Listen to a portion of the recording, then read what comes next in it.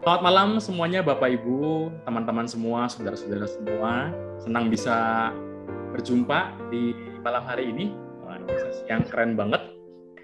Perkenalkan, izinkan saya perkenalkan dulu. Nama saya Adrian Luis. Jadi saat ini saya tinggal di Denpasar. Saya punya seorang istri dan satu orang anak. Dan akan segera ada lahir anak yang kedua sebentar lagi. Saya dulunya itu tinggal di Jakarta dari tahun 2001 waktu saya kuliah sampai 2017 saya kemudian pindah ke Bali untuk memulai merintis sebuah usaha di sini. Nah, saya kenal cukup lama dengan Bung Miki ya, tadi namanya Bung Miki. Nah, itu teman lama, udah kenal lama, dan waktu beliau sangat aktif di dunia perpolitikan juga kita keep kontak ya. Terus kemudian saya kemarin terakhir di awal bulan ini baru saja launching buku digital saya yang terbaru. Itu buku digitalnya itu bisa di-download di web saya. Nanti mungkin panitia bisa kasih tahu linknya ya di www.adrianluis.com. Nah, nanti tinggal download di situ. Nah, izinkan saya hari ini cerita berbagi dari pengalaman yang saya alami sampai hari ini. Dan juga sekitar 18 bulan terakhir ini, saya banyak memberikan coaching maupun terapi, baik yang free, gratis, maupun yang berbayar. Jadi yang gratis itu untuk teman-teman, membantu teman-teman yang sangat-sangat terdampak dengan adanya pandemi ini. Nah, izinkan lebih dahulu bahwa hari ini saya bukan berarti saya bicara di sini saya adalah orang paling ahli. Saya masih terus belajar untuk memperkuat apa yang saya sudah pahami sampai hari ini. Mungkin di antara Bapak Ibu semua ada yang lebih ahli dari saya. Nah, kita boleh diskusi nih, kita sama-sama belajar ya. Jadi ini pengalaman dari apa yang saya pernah pelajari dari guru-guru saya maupun yang saya alami sendiri dan saya terapkan dan saya temui di dalam ruang coaching maupun ruang terapi saya secara online ya selama masa pandemi ini. Jadi saya juga latar belakangnya saya bukanlah seorang psikolog, saya adalah lulusan dari teknik informatika, seorang programmer, dan dari semenjak masa kuliah saya tertarik dengan namanya dunia pengembangan diri. Dari situ saya juga banyak terlibat di pelayanan. Kemudian di situ saya menemukan kok kenapa ya ada orang yang potensinya luar biasa sebenarnya. Tetapi dia setelah lulus kuliah, bahkan di waktu di masa sekolah kuliah, itu biasa-biasa saja. Cenderung namanya mengalami sebuah kementokan. Nah, ini yang membuat perhatian saya dan saya banyak menangani orang-orang yang seperti ini. Terlebih juga di masa pandemi seperti ini, jumlahnya jadi makin banyak. Banyak orang-orang yang saya temuin, teman-teman dari UMKM, terutama yang mulai namanya putus asa. Putus asa. Asa itu adalah harapan. Putus harapan, merasa nggak punya harapan. Nah, ini kan berbahaya. Kenapa bahayanya? Karena kita, Tuhan ciptakan, hanya bisa mengendalikan apa yang ada di dalam kendali kita. Dan kita tidak dapat mengendalikan apa yang di luar kendali kita. Pasti dalam kendali kita. Dalam kendali kita itu adalah pikiran kita, perasaan kita, ucapan kita, dan tindakan kita. Jadi ada 4 hal itu ya. Pikiran kita, perasaan kita, ucapan kita, dan tindakan kita. Itu adalah 4 hal yang ada dalam kendali kita. Selebihnya di luar ini kayak terjadi pandemi ini, itu adalah di luar kendali kita. Tapi kita dapat mengendalikan apa yang ada di dalam kendali kita. Nah, seiring seperti ini, saya menjumpai seperti ini. Banyak orang itu sebenarnya dia punya potensi yang luar biasa, tetapi dia terhambat. Ini ibaratnya seperti ini. Dia udah menentukan sebuah tujuan, sebuah goal katakanlah. Katakanlah misalkan sederhananya, dia mau mencapai menabung dalam angka tertentu. Tapi entah kenapa, setiap kali mau mencapai angka itu, lagi-lagi ada alasan-alasan yang kelihatan masuk akal, seperti masuk akal, yang membuat tabungannya tiba-tiba keluar lagi. Nah, itu adalah kondisi-kondisi yang disebut seperti namanya hambatan mental. Ibaratnya ada tembok di depan kita, yang temboknya itu kita nggak bisa tembus. Nah, itu seperti hambatan mental. Atau yang terjadi juga di dalam dunia sales seperti ini. Orang merasa yakin sebenarnya di awal tahun, saya bisa capai nih targetnya. Tapi yang menarik, pada saat dia udah mencapai target 90% hingga 10%, tiba-tiba dia langsung performanya turun jauh. Akhirnya membuat mencapai 10% jadi lama sekali. Itu juga banyak saya temuin. Ada juga orang dengan kondisi seperti ini. Jadinya bawaannya dia akan mudah mengeluh, mudah mencari apa yang disalahkan. Dengan kondisi pandemi seperti ini, akhirnya yang membuat dia nggak berfokus kepada solusi, tetapi dia berfokus kepada masalah. Nah, kalau seseorang itu dia fokusnya kepada masalah, tentunya pasti ada hal-hal yang akan dia salahkan. Oh, salah ini, salah ini, salah ini, salah ini, salah ini, semua disalahkan. Tapi dia lupa, dia masih ambil tanggung jawab pribadi. Ada diri dia yang harus dia. Suara saya nggak jelas? Di sini jelas. Jelas ya? Oke. Mungkin kalau nggak jelas, apa mungkin speakernya bisa diperkeras volumenya? Kalau nggak jelas, tolong berikan saya feedback ya. Terima kasih. Nah, kita lanjut lagi. Kemudian, hambatan mental itu bisa berupa apa? Ibaratnya itu bisa jadi kayak kita punya handphone, atau pertama kali kita punya handphone, kita pakai handphone kita kan, pasti beli kan enak ya. Ini suara background-nya terlalu keras atau saya perkecil dikit ya. Ini saya perkecil dikit. Oke. Saya sengaja memberikan background supaya kita suasana nyantai sini ya. Oke. Nah, ada juga seperti ini. Ibaratnya hambatan mental bisa diibaratkan seperti kita punya handphone atau punya gadget baru, laptop atau apapun lah ya. Waktu pertama kali kita beli, wah, dipakainya enak banget. Enteng ya. Terus nggak ada masalah, nggak ada problem. Tapi apa yang terjadi? Setelah kita gunakan 2 tahun, gitu katakanlah ya, kita mulai merasa, loh, kayaknya handphone saya kok rasanya jadi lemot ya? Kayak jadi lambat ya? Sebenarnya apa yang terjadi sih? Yang terjadi ada 2 hal. Yang pertama adalah mungkin di handphone kita atau di komputer yang kita gunakan, itu ada banyak file-file sampah yang selama ini tidak kita bersihkan. Jadi ini membuat kinerja kerja dari gadget kita jadi lambat. Contohnya seperti ini ya. Katakanlah saya punya mobil gitu ya. Saya punya mobil, saya mau perjalanan dari Jakarta menuju ke Bogor.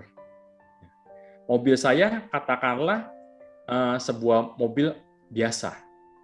Mobil biasalah buat kita orang ya. Kemudian di mobil itu saya bawa barang. Berat barang saya itu beratnya 1 ton. Nah, kira-kira apa yang terjadi? Tentunya beda kan kalau kita mengendarai mobil itu dengan tanpa muatan, dengan kita mengendarai mobil dengan muatan yang berat. Pasti bawanya lebih berat. Nyetir pun lebih berat, lebih berhati-hati. Itu yang terjadi. Diri kita pun seperti itu. Kalau kita terlalu banyak menyimpan, menanggung hal-hal yang sampah dalam tanda kutip, yang harusnya kita buang, tetapi kita terus tampung, akhirnya yang terjadi adalah apa? Yaitu, kita akan merasa bebannya berat banget. Berat banget. Nah, inilah yang dikatakan oleh orang-orang yang terjun di bidang terapi, dikatakan adalah mereka memiliki namanya unfinished business. Sesuatu yang belum mereka selesaikan di masa lalu mereka. Masa lalu apa? 1 hari sebelumnya, setahun sebelumnya, 5 tahun sebelumnya, atau mungkin beban-beban masa lalu yang berasal dari masa kecil.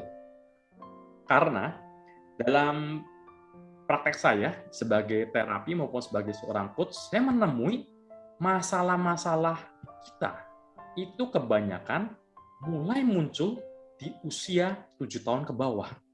Nah, orang kan belajar. Bilang katanya anak-anak usia 7 tahun ke bawah adalah usia golden age. Nah, di situ juga sebenarnya mulai muncul masalahnya. Pernah satu ketika, saya menterapi orang. Ini unik menarik terapinya. Dia itu sangat namanya gak suka, benci dengan namanya uang receh. Jadi apa yang terjadi? Setiap kali dia belanja di minimarket ataupun supermarket, uang receh tidak pernah diambil. Nah, bisa dibayangkan kan, setiap kali ada uang receh, nggak pernah diambil. Apalagi sekarang ada 1.000, ya nggak ambil. Nah, itu yang menyebabkan dia akhirnya apa? Akhirnya dia nggak bisa nabung dari situ juga. Padahal kalau dikumpulin 1.000 dikali aja jadi banyak sekali. Bisa beli satu hal yang berharga. Saya pernah menterapi seperti itu, unik gitu. Dia takut sama namanya uang receh. Ternyata setelah saya selidik-selidikin, itu waktu di terapi sama saya dengan teknik tertentu, gitu ya, teknik terapinya, saya membawa dia kembali ke ingatan memori dia, menghidupkan kembali memori waktu masa kecil dia. Dan ditemukan bahwa apa? Ternyata dibilang apa? Ada sebuah pesan dari orang tuanya. Ngapain sih bawa uang receh berat-berat? Bawa yang uang kertas saja. Nah, ternyata itu tersimpan dan dibawa sampai ke usia dewasa. Kan repot gitu ya. Padahal uang receh kan bisa kita pakai buat bayar parkir atau apa. Tapi dia selalu, setiap kali ada itu tidak pernah ambil uang receh. Seperti itu. Saya menterapi juga. Ini kaitannya apa ya? Kadang kita mikir kaitannya apa ya? Contoh, saya menterapi ada orang yang dia takut banget sama katakanlah cicak, kecoa gitu ya. Nah, kita pikir ya is okay lah gitu takut seperti itu ya. Ternyata sedikit banyak itu mempengaruhi di dalam performa dia untuk mencapai hal yang maksimal di dalam kehidupannya dia. Dia kerjanya nggak bisa maksimal. Kadang kita mikir, kenapa ya? Kok dia fobia sama, takut sama cicak, takut sama kecoa, atau yang lain-lain gitu ya? Kok bisa nggak bisa capai sesuatu ya? Nah, kita pikir nggak ada hubungannya. Ternyata ada hubungannya. Guru saya bilang seperti ini. Coba, ini masuk akal kan? Kita menggunakan otak yang sama kan? Untuk kita belajar, bekerja, cari nafkah. Mungkin teman-teman sini ada yang melayani, pelayanan, ya kan? Mungkin di sini ada yang namanya untuk sebagai orang tua, ayah atau ibu, sebagai anak. Nah, kalau di otak yang sama ini, ada problemnya, berpengaruh kan ke semua bidang itu. Kita pikir, gak apa-apalah saya punya ini. Nah, hati-hati. Jangan-jangan apa yang masalah kita itu kita biarkan bisa berdampak ke yang lain-lain tanpa kita sadari. Itu yang saya temuin. Setelah fobianya itu sembuh, wah, tiba-tiba dia punya karir yang bisa melejit. Saya percaya, setiap kita, apalagi sekarang di era pandemi seperti ini, memang ini era yang tidak mudah. Semua mengalami namanya penurunan. Tapi saya berjumpa dengan teman-teman saya yang luar biasa. Kalau kita bekerja jauh lebih keras, jauh lebih cerdas, kita setidaknya bisa mendapatkan hal yang lebih stabil. Memang turun, iya, tapi kita bekerja lebih itu. Nah, seringkali penghambatnya adalah ada namanya di hambatan mental. Yang tadi pertama, kalau namanya, balik lagi tadi, gadget itu adalah punya file sampah. Yang kedua, makin berat itu kalau ada virus. Nah, ini saya sebut namanya virus pikiran. Kalau ada kena virus pikiran, nah itu kita pasti nggak akan pernah bisa perform. Sekarang tentunya Bapak Ibu, saudara-saudara dan teman-teman tanya, virus pikiran itu seperti apa sih? Apa sih yang termasuk dalam namanya hambatan mental? Nah, berdasarkan pengalaman saya melakukan terapi maupun coaching, saya menemukan ada 4 hal yang menjadi hambatan-hambatan mentalnya kita. Nah, saya tulis di sini ya. Yang pertama itu adalah namanya semua orang yang sering hadapi. Namanya yang pertama itu adalah takut. Nah, ini. Jelas ya? Bisa kebaca ya. Yang pertama takut. Yang kedua itu adalah perasaan namanya malu. Ya. Yang ketiga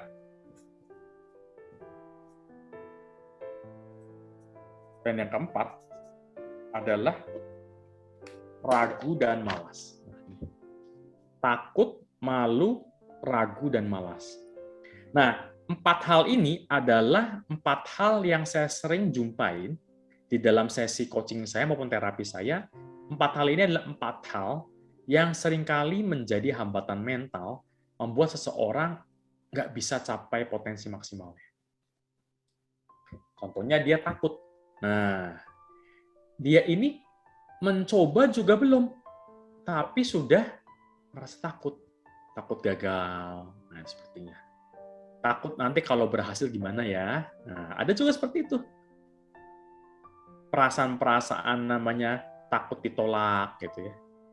Ini saya seringkali jumpain gini.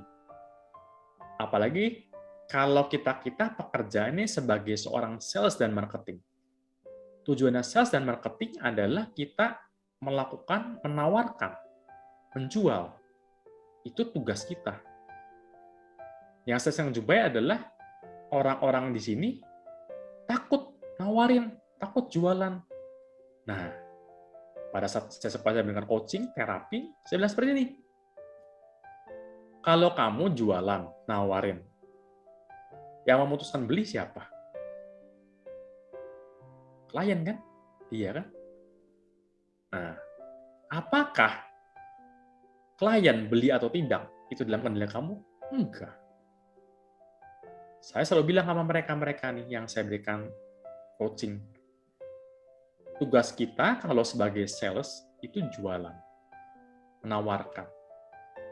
Untuk hasil closing atau enggak, itu mah berkat Tuhan, saya bilang. Rezekinya Tuhan. Nah, jadi kenapa kita masih pusing? Tugas kita adalah tetap terus melakukan aktivitas kita. Ditolak itu biasa, wajar.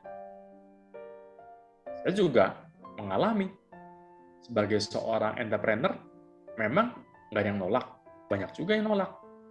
Tapi kita terus fokus tetap kepada aktivitas kita. Jangan membuat berhenti. Biasa kalau orang mengalami ketakutan, akhirnya berhenti. Nah, yang kedua, ini juga sama nih. Orang merasa malu. Aduh, ini kalau saya nawarin gimana ya? Saya malu deh. Nah, ini mulai munculnya dari mana? Nah, ini dia. Saya kasih tahu nih ceritanya. Dari masa kecil. Contoh gini ya.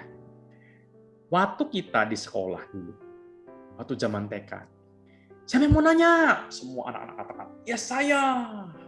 SD. Siapa yang mau nanya? Angkat tangan. Mulai SMP.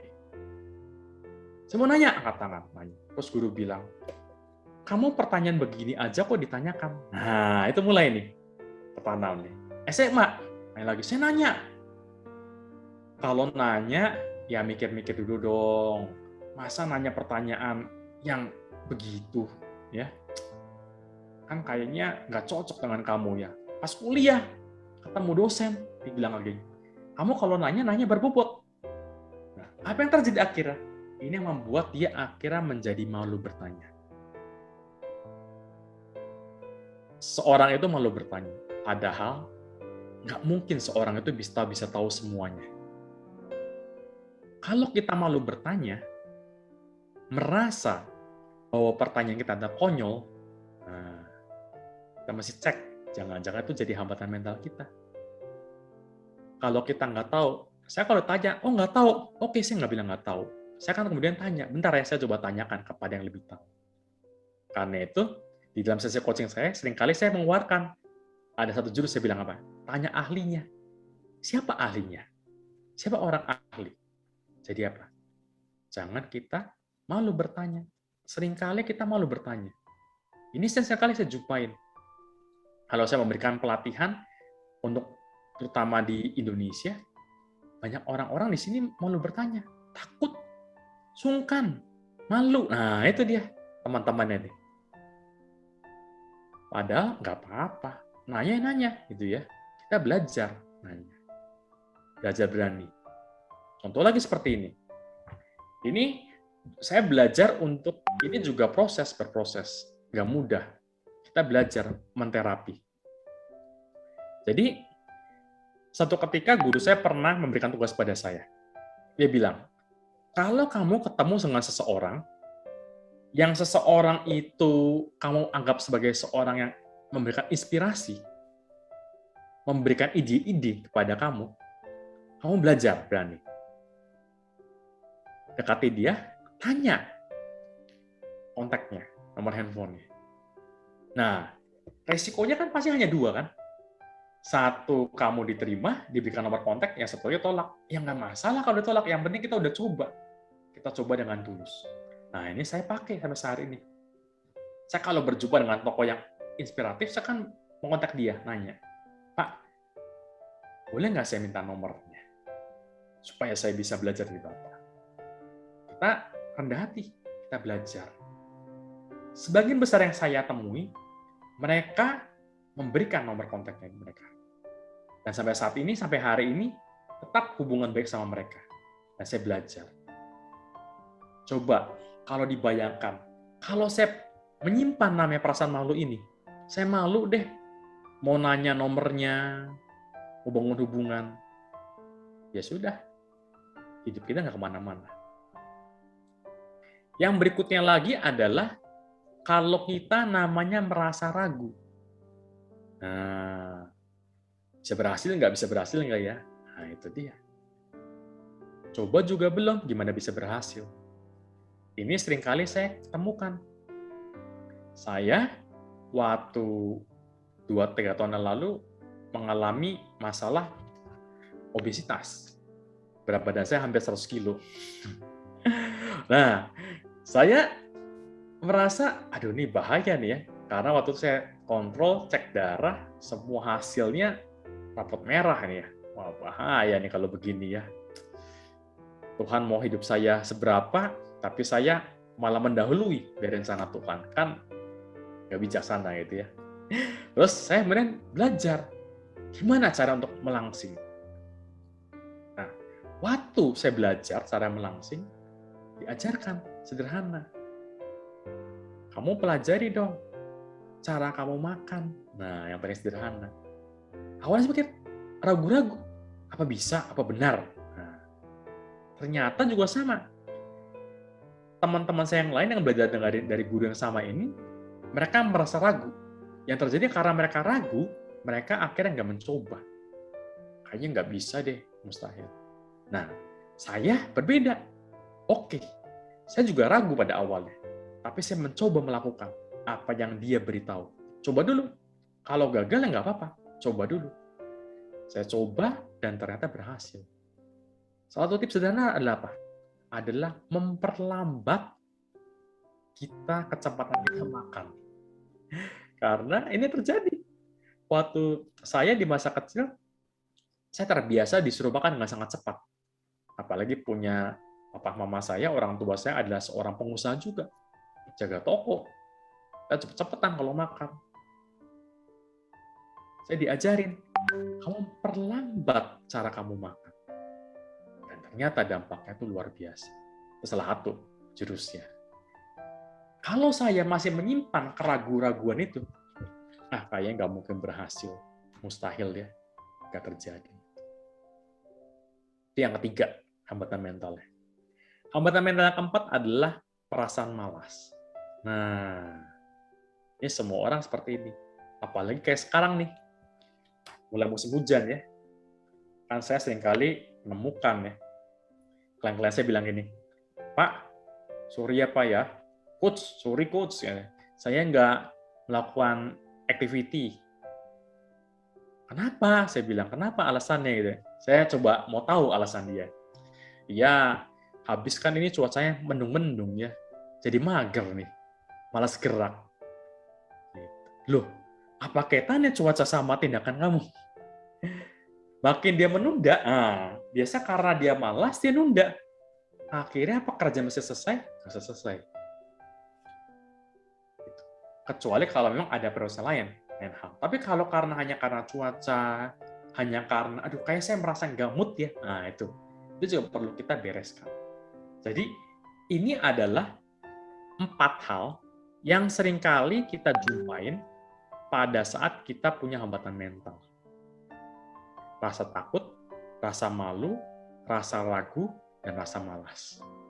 Ada nggak yang lain? Ada. Tapi ini yang paling dominan, yang paling sering saya jumpai di dalam sesi-sesi saya. Nah, pertanyaannya, gimana tahu? Gimana taunya kalau saya punya masalah itu? Tahu dari mana ya? Kalau saya sedang terjangkit namanya virus hambatan mental itu. Cirinya sederhana, ya. Cirinya sederhana. Yang pertama, saya berikan. Yang pertama adalah kita punya namanya sakit fisik. Nah, psikosomatis namanya.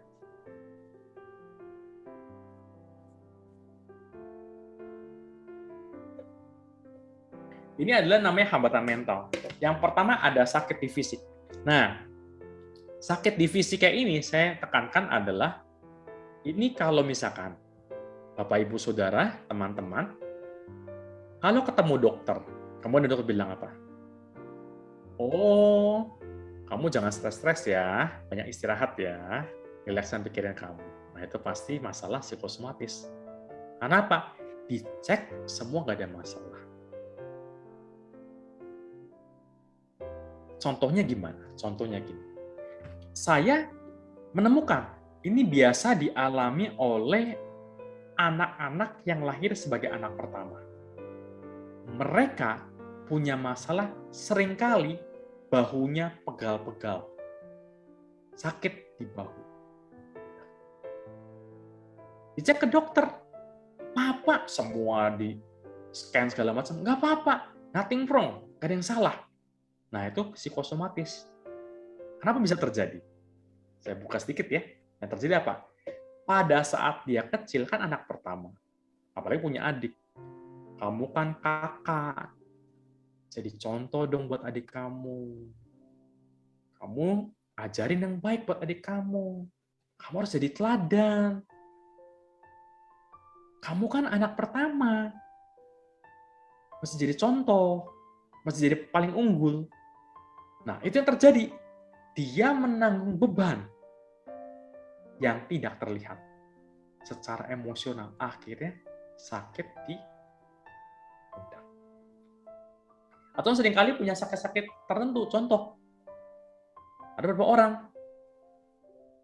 kalau mau bicara seperti ini di depan publik, berasa mules. Aduh, mules nih. Berasa kayaknya grogi. Nah, itu juga mungkin ada hambatan mental, ada takut, atau ada apa. Akhirnya berasa mules gitu ya. Itu contoh yang bermasalah secara fisik. Nah, kemudian ciri yang kedua, manifestasinya yang bisa kita lihat ya, yang bisa kita lihat adalah kita bisa merasakan perasaan-perasaan tertentu. Contoh perasaan-perasaan yang kedua itu emosi ya, perasaan-perasaan nggak nyaman. Melakukan sesuatu, aduh, pokoknya saya feel-nya not good ya. Kalau saya lakuin terusin kayak gagal. Dan dia coba abaikan. Saya terusin deh, lakukan. Ternyata beneran gagal. Nah, tuh kan beneran kan gagal. Apa dikata itu? Gagal kan? Nah, ini emosi juga bahaya nih. Saya mencoba ini. Kan semenjak era pandemi ini, banyak orang tiba-tiba mendadak karena sering di rumah, WFH, terjunlah mulai main nih ke dunia investasi. main ke saham, ke forex ya kan, ke kripto ya kan. Nah, orang-orang yang nggak bisa memanage emosi dengan baik, yang terjadi apa? Bukannya untung, malah banyak loss. Karena nggak bisa emosinya. Dia harusnya cek dulu, apa ya, ada nggak emosinya yang nggak mendukung. Nah, manifestasinya ada di bentuk emosi. Satu lagi, ciri yang ketiga adalah yang terjadi kalau orang punya hambatan mental adalah dia punya suara dalam hati, ya kan? Self-talk, saya katakan sederhana. Jadi, ada self-talk yang bicara. Udahlah, kamu ngaca aja diri kamu. Dengan tampangmu begitu, nggak ada deh harapan sukses. Nah, itu self-talk. Kamu nggak layak berhasil. Kamu ngaca dulu, lihat-lihat. Kamu kan pendidikannya segitu. Kamu mungkin bisa berhasil. Hei, kata siapa? Saya bilang. Ada juga bilang, kamu sadar dirilah, latar belakang keluargamu kan seperti ini. Gak mungkin kamu bisa sampai hal itu. Nah, perasaan-perasaan nggak layak. Terus bisa jadi satu seperti ini juga mengatakan, aduh, kayak kalau saya beli sesuatu buat diri saya sendiri, sayang-sayang ya. Tapi kalau dia memberi buat orang lain, beri yang terbaik. Itu juga masalah di self-talk, manifestasinya. Seringkali kan, orang-orang yang merasa nggak layak apa? Ada cirinya kan, dia kalau memberikan buat orang lain bisa kasih yang terbaik, tapi memberikan pada diri sendiri, nggak pernah beri yang terbaik. Kan kadang lucu ya, gitu ya. Kita mesti imbang. Kita juga harus bisa memberi pada diri yang terbaik, mengapresiasi. Terbaik bukan berarti mahal ya. Itu 3 hal ini yang seringkali saya jumpai di dalam orang-orang yang manifestasinya yang punya hambatan mental. Nah, kalau kita bisa keluar dari sini, kita akan luar biasa. Saya mau sedikit tambahan.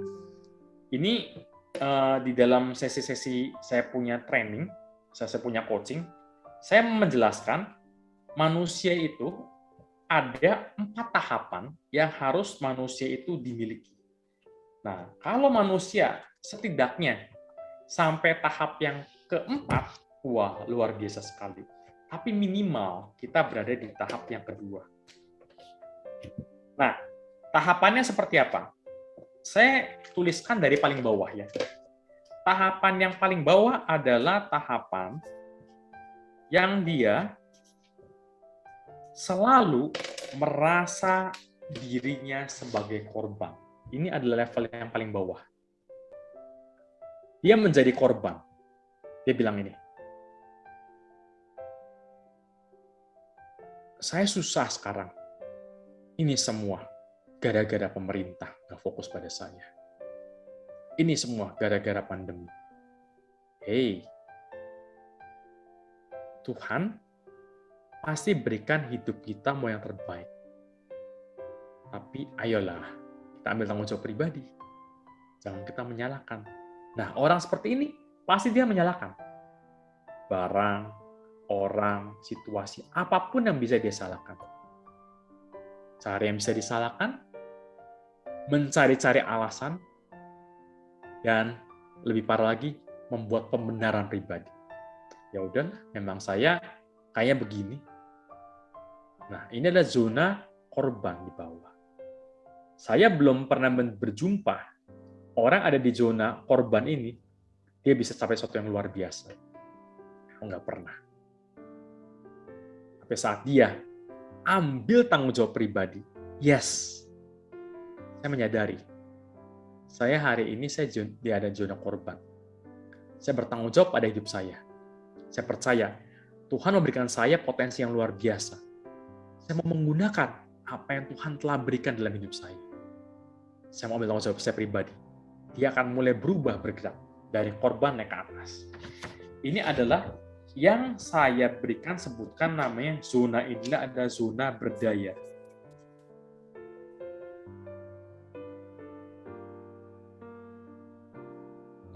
Ini adalah zona berdaya. Dia mulai memiliki daya dalam dirinya. Oke, saya tahu nih sekarang memang masa pandemi. Susah. Iya, susah. Tapi apa yang bisa saya lakukan ya? Nah, yang saya jumpai, saya tanya dalam sesi coaching saya. Ada teman-teman saya bilang gini, Coach, susah Coach sekarang Coach. Dia kebetulan sebagai agent insurance ya. Saya susah ya, nggak bisa presentasi, jelasin produk, semuanya online. Dulu kan bisa ketemu orang janjian, kan susah. Saya mulai ubah dia dari korban jadi berdaya. Oke, sekarang apa yang bisa kamu lakukan? Kayak kita diskusi cukup panjang, akhirnya dia bilang, oh iya Coach, saya kan punya Instagram ya. Saya mau mulai deh pakai IG saya. Buat apa? Buat memberikan edukasi kepada masyarakat. Saya mau berbagi, memberi. Nah, lihat kan? Saat dia mulai memberi, dia akan menerima. Dia berbagi lewat apa? Lewat IGTV, IG Story. Dia cerita, pendek-pendek, nggak macam-macam cerita. Dari semua yang pernah dia ketahuin. Lama-lama orang tertarik. Wah, ini dia berbagi, tulus gitu ya. Nothing hidden agenda, terus berbagi.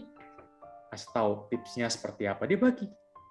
Lama-lama orang nanya, kamu ngerjain apa ya? Oh, saya mengerjakan insurance. Nah, dia mulai tertarik, lain-lainnya. Orang-orang yang dari tidak kenal. Oke deh, saya mau nih punya asuransi. Gimana caranya? Nah, dia mulai akhirnya bisa closing. Dari ini kebanyakan orang-orang yang tidak dia kenal.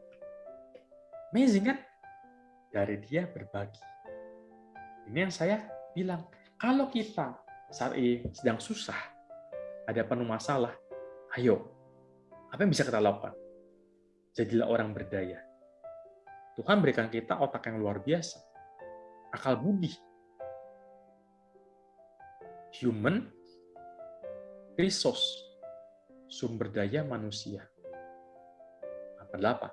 Akal budi kita. Tuhan berikan potensi untuk kita berpikir. Berpikirnya, menunjukkan pertanyaan. Jangan bilang, mengapa ya saya susah ya? Nah, udah, susah deh hidup kita.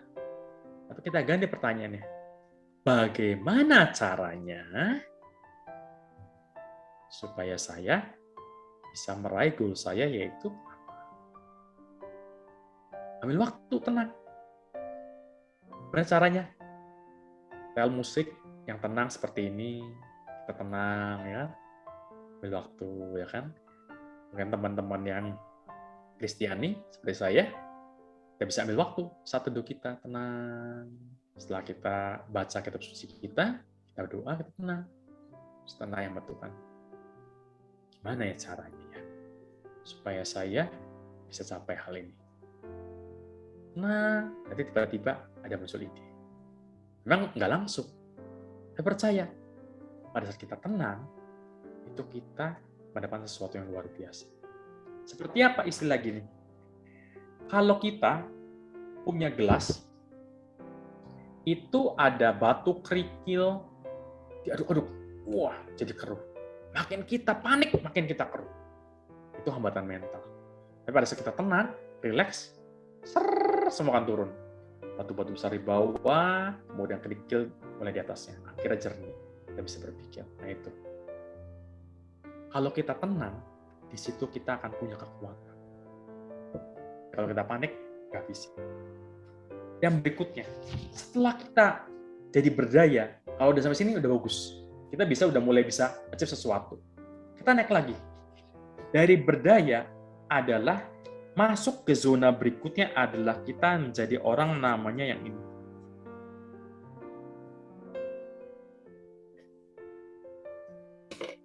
Zona yang namanya ketiga adalah berserah.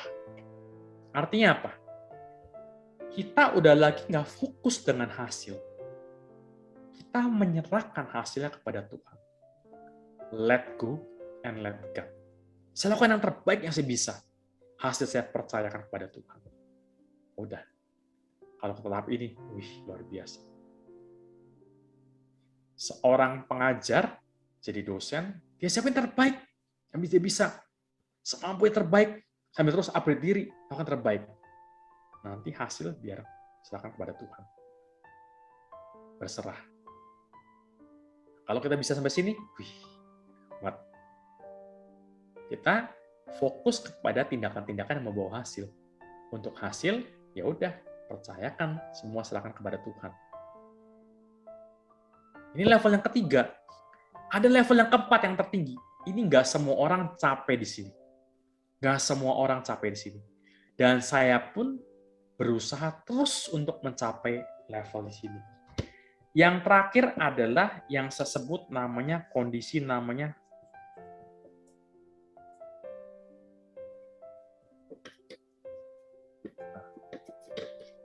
Oke, saya bilang dulu ya. Ini kita nggak bisa cukup panjang di sini, cukup dalam, karena memang terbatas waktu. Nanti kapan-kapan kita bisa lanjutan lagi untuk bahas lebih dalam ya. Nah, kondisi yang keempat adalah kondisi namanya tercerahkan. Nah, ini. Tercerahkan. Ini ada yang orang bilang kita kembali ke titik netral kita. Ada yang juga bilang adalah titik di mana kita menyatu dengan Sang Pencipta, Sang Anugerah. Jadi adalah apa? Kita punya pikiran bisa sama connect sama seperti pikirannya Sang Pencipta kita. Tercerahkan. Artinya apa? Kondisi di sini kita melihat sebuah masalah bukan lagi sebuah masalah. Jadi sebuah kesempatan, sebuah peluang untuk kita membuat sesuatu jadi lebih baik. Yang mudah tercerahkan ini. Tercerahkan adalah kondisi di mana kita benar-benar full of wisdom, penuh dengan hikmat. Kondisi di mana kita sudah tidak lagi mengatakan, kamu salah, kamu benar. Nah, kita udah mulai menjadi hakim. Nah, tapi kondisi tercerahkan adalah, saya bilang ini adalah kondisi di mana kita berada di dalam namanya sebuah zona, yaitu zona cinta. Orang bilang nih dalam zona namanya kita penuh dengan kasih. Nah, kita kan beda. Saat orang cerita masalah, kalau kita penuh dengan kasih, akan beda responnya kita. Kita akan menjadi solusi. Solusi di mana kita berada. Nah, ini teman-teman perlu. Kalau teman-teman ada di sini, Bapak Ibu sudah di sini, kita naik dulu minimal satu level. Satu level baru naik lagi. Minimal ada di sini. Ini hidup kita akan mulai berubah. Nah, cara yang paling gampang, saya menjelaskan cukup detail di dalam e-book saya ya. Nanti bisa di-download di linknya di adenus.com. Nah, saya memberikan sebuah paling gampang. Ini saya pelajari dari pakar dari neuroscience. Dan ternyata ini cocok banget dengan apa yang kita pelajari di kitab suci kita. Saya menyadari bahwa segala sesuatu itu dimulai dari kata-kata. Jadi orang bermasalah juga mulai dari kata-kata. Karena itu, kalau kita mau jadi menang, kita perlu menggunakan kata-kata. Jadi saya menggunakan sebuah format seperti ini. Saya semakin hari semakin apa? Misalkan kalau kita sekarang gampang malas-malasan gitu ya. Kita bilang, saya semakin hari semakin saya rajin mengerjakan pekerjaan saya.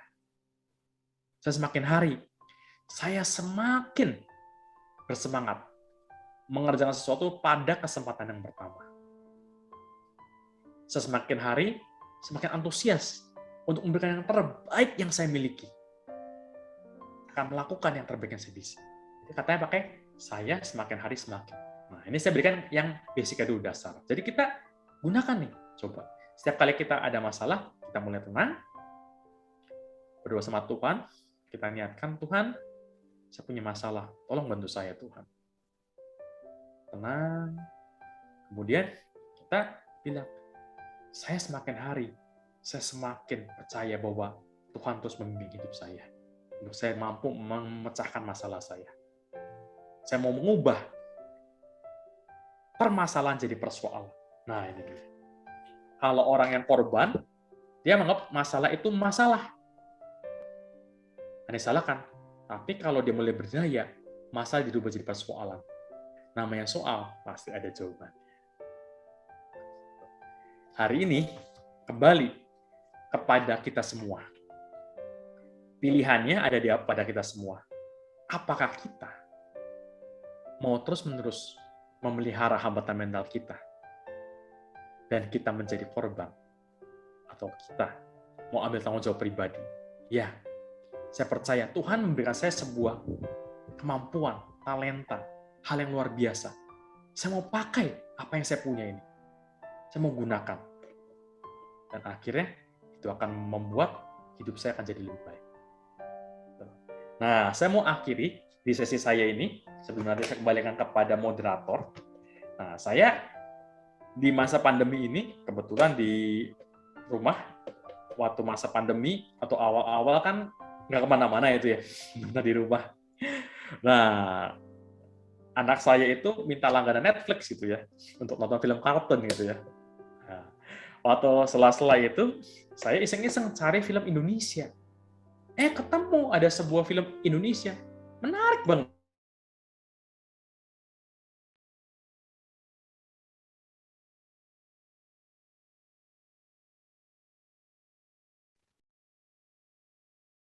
Halo Mas Adrian, kok suaranya hilang ya?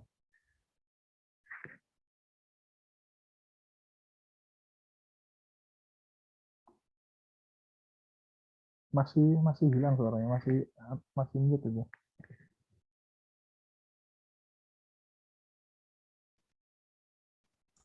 Oke. Oh ya, sudah. Udah keluar lagi suaranya? Iya, sudah. Oke. Maaf ya. Kemungkinan signal ini ya. Nah, di film itu, Koki Cilik, saya amazed dengan ceritanya luar biasa, dan yang saya paling amazed, mereka punya sebuah lagu OST. Nah, judulnya adalah 10. Nah, saya mau kita sama-sama ini kita nonton ya. Nah, ini lagu OST-nya ya. Bentar. Saya nyalakan dulu ya. Saya coba share screen ya. Share screen. Nah, ini dia. Oke, yuk kita sama-sama kita duduk yang baik. Kita nonton sebentar ya sebagai keluarga